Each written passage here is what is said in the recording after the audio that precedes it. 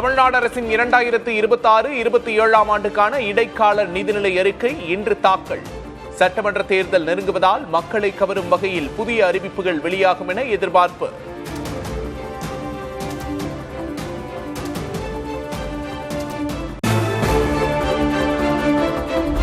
தமிழ்நாட்டில் வேளாண் தொழிலை நம்பியிருப்பவர்களின் எண்ணிக்கை 25% குறைந்துள்ளது. மாநில திட்டக்குழு துணைத் தலைவர் ஜெயரஞ்சன் தகவல்.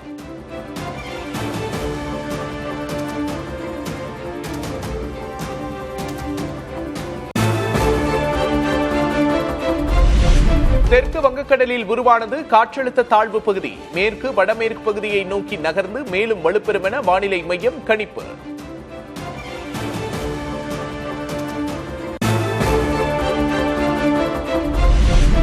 தமிழகத்தில் காவிரி படுகை மற்றும் தென் மாவட்டங்களில் வரும் 21ஆம் தேதி கனமழைக்கு வாய்ப்பு. புதுச்சேரி மாநிலம் காரைக்காலிலும் மழை பெய்யக்கூடும் என வானிலை ஆய்வு மையம் தகவல்.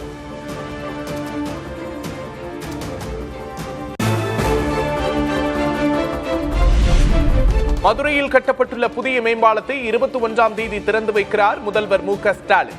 மேம்பாலத்திற்கு நேதாஜி சுபாஷ் சந்திரபோஸ் பெயர் சூட்டப்படுவதாகவும் அறிவிப்பு.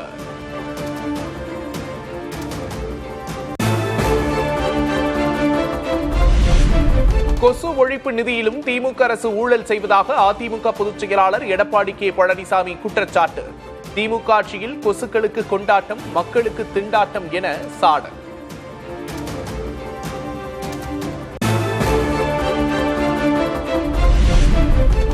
திமுக ஆட்சியில் கொசுக்களுக்கு கொண்டாட்டம் என்ற எடப்பாடி கே பழனிசாமியின் விமர்சனத்திற்கு அமைச்சர் மா சுப்பிரமணியன் எதிர்வினை. கொசு மருந்து அடிக்கவில்லை என்று கூறும் அளவுக்கு பழனிசாமி வேலையில்லாமல் உள்ளதாக விமர்சனம்.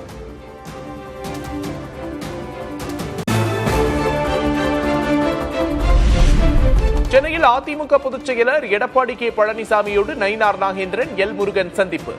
மோடியின் வருகைக்கு முன்னர் கூட்டணியை இறுதி செய்வது குறித்து ஆலோசித்ததாக தகவல்.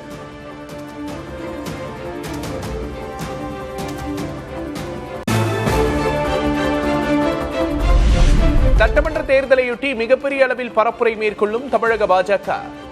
நாளை நமதே தமிழ்நாடும் நமதே என்ற பெயரில் 20,000 தெருமுனை பரப்புரை கூட்டத்தை நடத்த திட்டம்.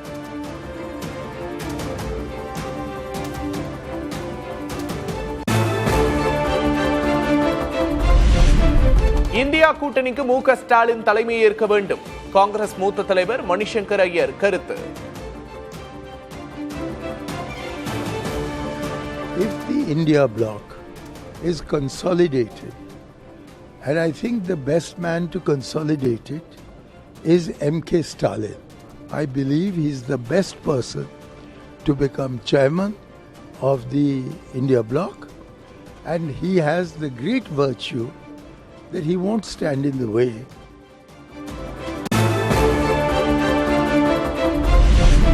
தமிழக காங்கிரசாரின் சர்ச்சை பேச்சு குறித்து கார்கேவிடம் அறிக்கை கொடுத்த செல்வ பெருந்தகை. பிரச்சனையை அகில இந்திய தலைமை சரி செய்யும் என்றும் நம்பிக்கை.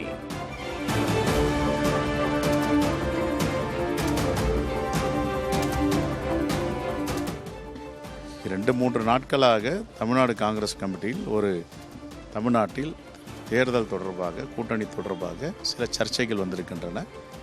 அந்த சர்ச்சைகள் ஏன் ஏற்பட்டது, எதற்காக ஏற்பட்டது என்பதை நான் அகில இந்திய காங்கிரஸ் தலைவரிடம் என்ன நடந்தது என்ற விவரத்தை நான் தெரிவித்திருக்கிறேன்.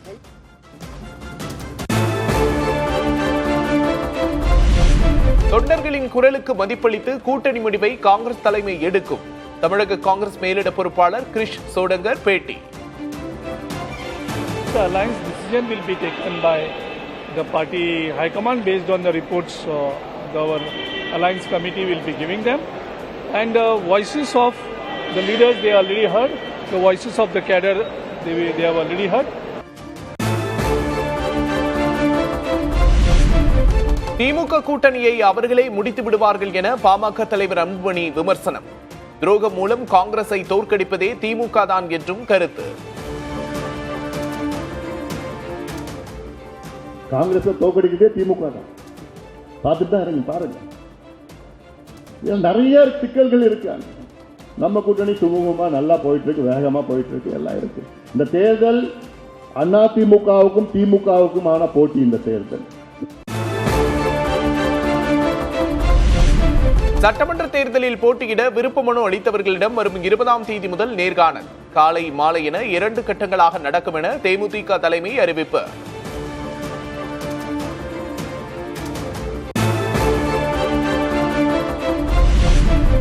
தமிழ்நாட்டை தொடர்ந்து புதுச்சேரியிலும் தாவேகாவுக்கு பொது சின்னம். போட்டியிடும் முதல் தேர்தலிலேயே பொது சின்னம் பெற்றது தாவேகா.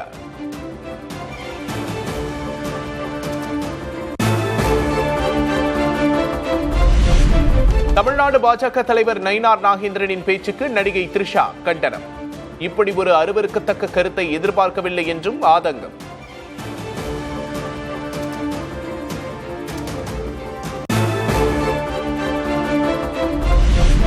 நடிகை த்ரிஷா குறித்த பேச்சுக்கு வருத்தம் தெரிவித்தார் நயினார் நாகேந்திரன். வாய் தவறி வந்த வார்த்தைக்கு மனப்பூர்வமாக வருத்தம் தெரிவித்துக் கொள்வதாக பேட்டி.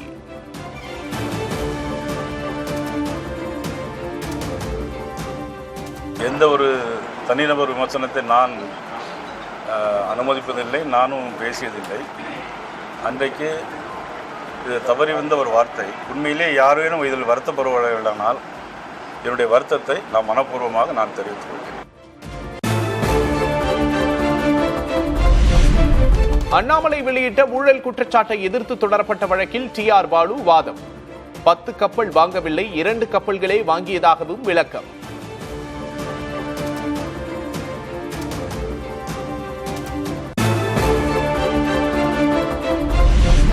திமுக MP TR பாலுவை 3 மணி நேரம் குறுக்கு விசாரணை செய்ததாக அண்ணாமலை பேட்டி. பொது வாழ்வில் இல்லாத தன் மீது ஊழல் புகாரை முன்வைத்துள்ளதாகவும் குற்றச்சாட்டு.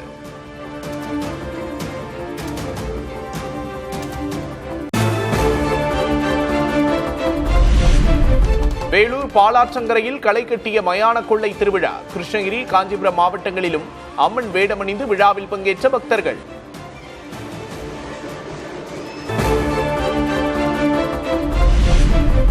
வேலூர் மயான கொள்ளை விழாவில் 60 அடி தேர் சாய்ந்து விபத்து. படுகாயமடைந்த 7 பேர் அரசு மருத்துவமனையில் அனுமதி.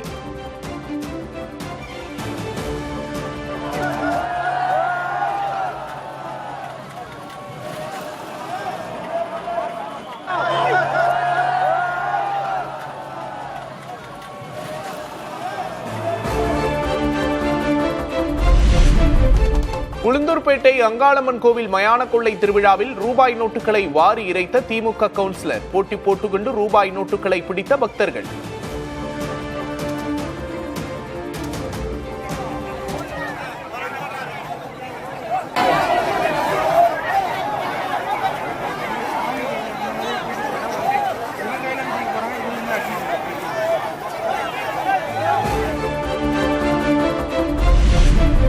விழுப்புரம் மாவட்டம் திண்டிவனத்தில் நடைபெற்ற மயான கொள்ளை திருவிழாவில் மோதல். பாமக நிறுவனர் ராமதாஸ் இல்லம் எதிரே கூடிய கூட்டத்தை தடியடி நடத்தி கலைத்தது காவல்துறை.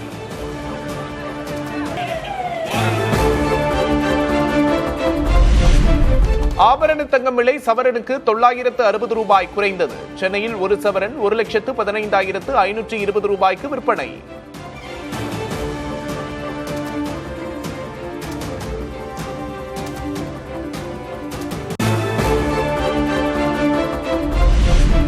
மூன்று நாட்கள் சுற்றுப்பயணமாக இந்தியா வந்தார் பிரான்ஸ் அதிபர் மேக்ரான். மும்பையில் பிரதமர் மோடியோடு இன்று இருதரப்பு பேச்சுவார்த்தை.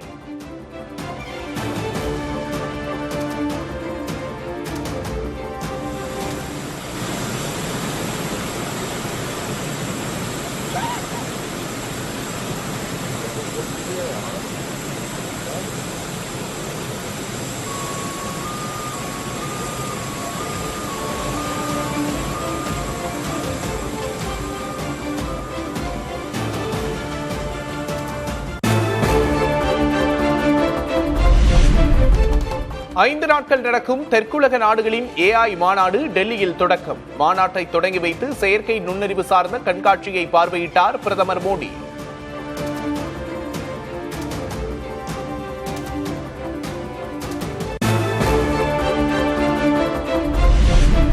இந்தியாவில் நக்சலைட்டுகள் அச்சுறுத்தல் மார்ச் 31ஆம் தேதிக்குள் முடிவுக்குள் வரும் என உள்துறை அமைச்சர் அமித்ஷா சூளுரை.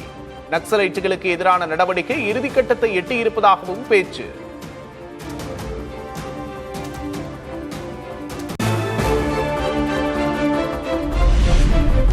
தன் மீதான 15,000 கோடி ரூபாய் ஊழல் குற்றச்சாட்டை நிரூபித்தால் அரசியலை விட்டே விலக தயாரென புதுச்சேரி முன்னாள் முதல்வர் நாராயணசாமி பேச்சு.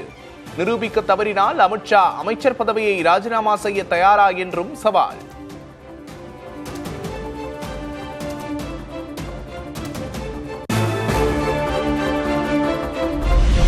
உலகம் முழுவதும் எக்ஸ் தளம் திடீரென முடங்கியதால் பயனர்கள் அவதி. தொழில்நுட்ப கோளாறு சரி செய்யப்பட்டு மீண்டும் பயன்பாட்டிற்கு கொண்டு வரப்பட்டதாக அறிவிப்பு.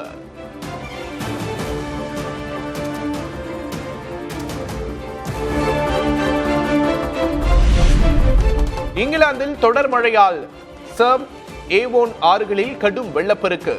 வரலாற்று சிறப்புமிக்க டியூக்ஸ்பெரி தேவாலயத்தை வெள்ளம் சூழ்ந்தது.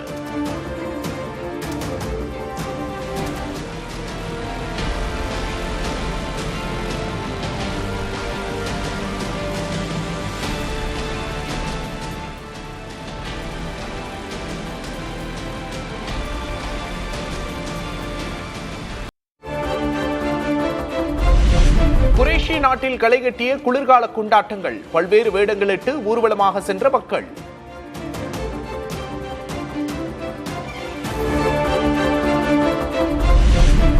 பிரேசில் நாட்டில் வருடாந்திர கொண்டாட்டங்கள். ஆடல் பாடலோடு உற்சாகத்தில் திளைத்த மக்கள்.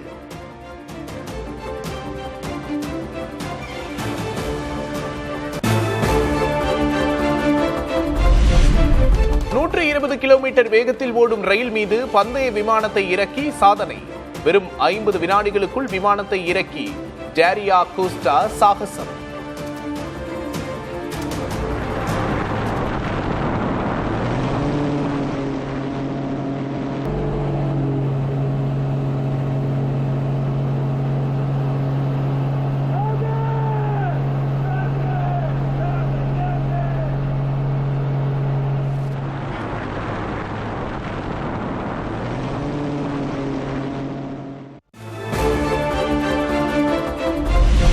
தனது 134 படங்களின் பாடல்கள் இசைப்பதிவுகளை பயன்படுத்த இசைஞானி இளையராஜாவுக்கு தடை.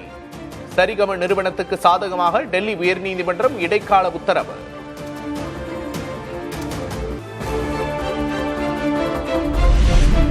T20 உலகக்கோப்பை தொடரில் சூப்பர் 8 சுற்றுக்குள் நுழைந்தது இங்கிலாந்து அணி. ஜேமி ஓவர்டான், சாம் கரன் நிகழ்த்திய மாயாஜாலத்தால் இத்தாலியை வீழ்த்தி வெற்றி.